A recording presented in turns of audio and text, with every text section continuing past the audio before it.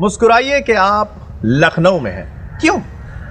क्योंकि ये शहर ही कुछ ऐसा है जनाब, अपनी तरह का इकलौता सा। अदब, तहजीब, कल्चर और अपने इतिहास को एक साथ संजो के रखना कोई लखनऊ वालों से सीखे। लखनऊ के बारे में जितनी बात की जाए उतनी कम, और बस इसीलिए मैं यानी तुषार लेके चल रहा हूं आपको लखनऊ की कुछ खासियतों की तरफ।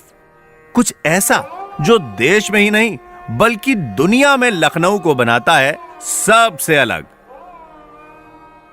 तो आइए शुरू करते हैं शाम अवध। शाम अवध विद तुषार।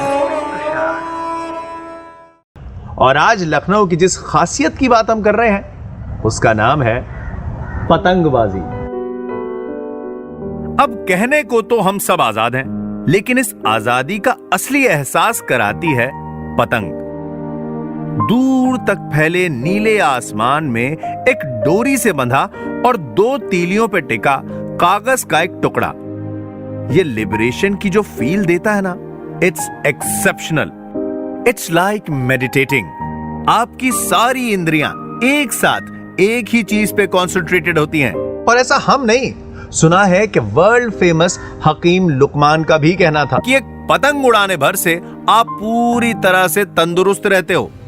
बड़े से आसमान में जब दूर जा चुकी पतंग को गौर से देखा जाता है तो इससे आंखें तेज होती हैं। पतंग उड़ाते वक्त मुंह ऊपर की तरफ और खुला रहता है, जिससे न सिर्फ ऑक्सीजन सप्लाई बेहतर होती है बल्कि गर्दन की भी एक्सरसाइज होती है। बार बार पतंग पे तुनके मारने से कलाइयों, कंधों और बाजुओं का भी वर्कआउट हो जाता है। और हाँ, अकेलेपन को दूर करने और अपने आप के साथ वक्त गुजारने के लिए इससे बेहतर और क्या होगा।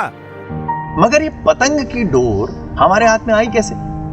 अब इसका कोई एग्जैक्ट जवाब तो नहीं है, लेकिन ये कहा जाता है कि बहुत साल पहले इंडोनेशिया की कुछ गुफाओं में पतंग के सबसे पहले चित्र मिले थे। चीन वालों ने पतंग का इस्तेमाल मैसेज भेजने के लिए किया। यानी कि ये बात तो साफ है कि दुनिया को पतंग दी एशिया ने, लेकिन दुनिया को पतंगबाजी दी हिंदुस्तान ने। और इस आसमानी खेल का रोमांच 7वें आसमान पर तब पहुंचा जब दिल्ली से होते हुए ये जादुई खेल आया नवाबों के शहर लखनऊ में।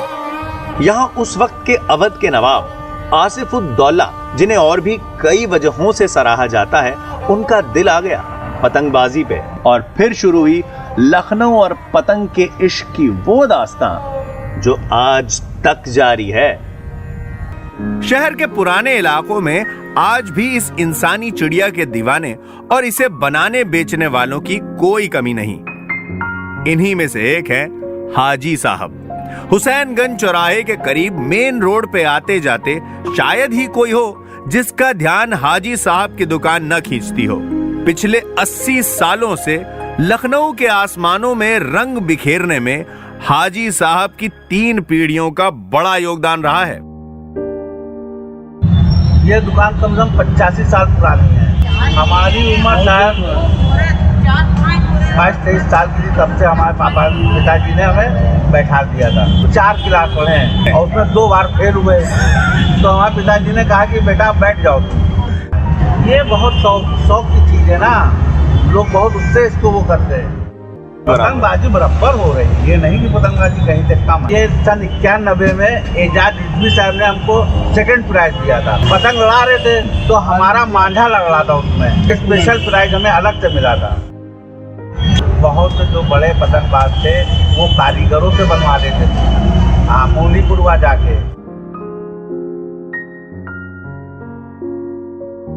मेरा नाम मोहम्मद उस्मान है। पिछले 5.5 साल से मैं पतंगे बना रहा हूँ। ये पतंग मेरी 30 से 35 रुपए की भी। कम से कम एक पतंग में आधा घंटा मान के चलिए। दिन भर में 20 से 22 प्लेन पतंगे बना लेते हैं। हम सिर्फ ऑर्डर पे ही पतंग बनाते हैं, खास लोगों के लिए, जो कि इसमें से 300 रुपए के आसपास का मटेरियल होता है और 300-350 रुपए बच जाते हैं हमें। लखनऊ और पतंगबाजी के इश्क का आलम यह है कि 12 महीने यहाँ के आसमान में पतंग लहराती नजर आ जाती है। मगर वो दिन जिसका हर पतंग के मुरीद को रहता है इंतजार, वो है जमघट। दिवाली की ठीक अगली सुबह लखनऊ के सब पतंगबाज अपने अपने लावे लश्कर के साथ निकल पड़ते हैं उस जंग के लिए जिसमें हारने वाला भी कभी नहीं हारता। वैसे इस जमघट की शुरुआत भी की थी नवाब आसिफुद्दौला ने, कम्युनल हार्मनी का एक बेजोड़ नमूना। हर धर्म जाति के लोग इस दिन एक साथ मिलकर जमघट लगाते हैं और खूब पतंगे उड़ाते हैं।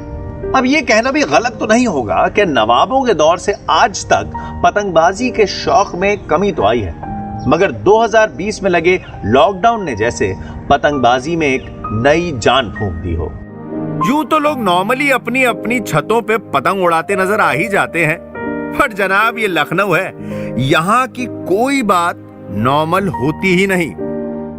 आज सन 2022 में भी लखनऊ शहर में 40 से ज्यादा काइट फ्लाइंग क्लब्स हैं, जो सिर्फ लखनऊ में नहीं बल्कि देश विदेश के अलग अलग कॉम्पिटिशन्स में हिस्सा भी लेते हैं और जीत के भी आते हैं। पतंग तो सन 85 से मैदान में उतरा था मैं। इसके रूल नियम होते हैं, पतंग का साइज होता है, पतंग की नाप होती है, डोर का पैमाना होता है नाप का, कि इतने आप 6 तार की सूती काटन दाग लगेंगे, कोई सिंथेटिक या कोई प्लास्टिक कोई नायलॉन नहीं इस्तेमाल करेंगे।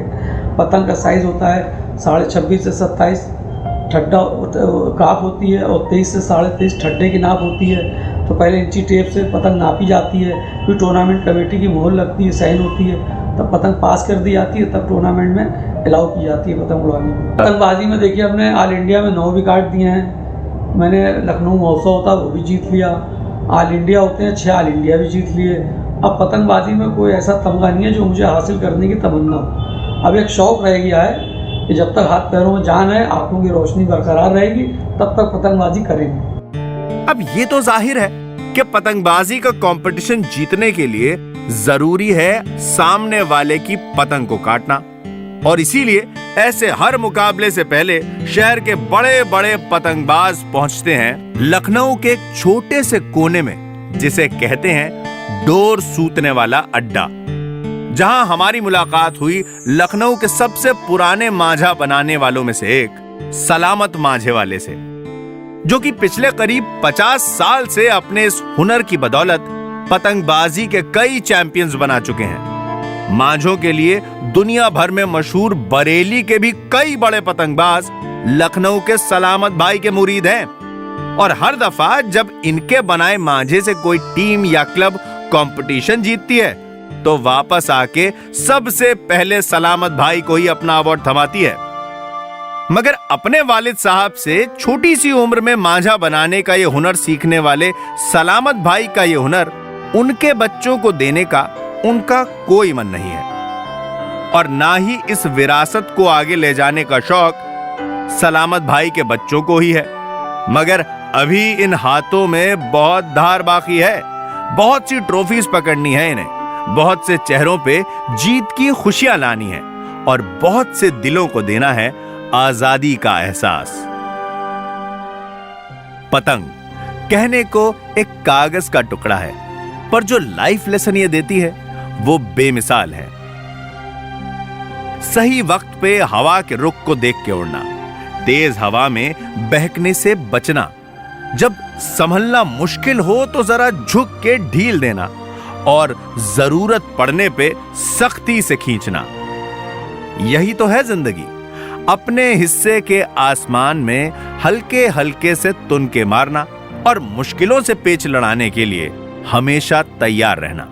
उम्मीद है शाम अवध का पहला एपिसोड आपको जरूर पसंद आया होगा।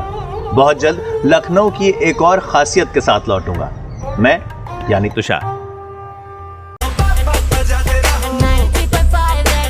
बजाते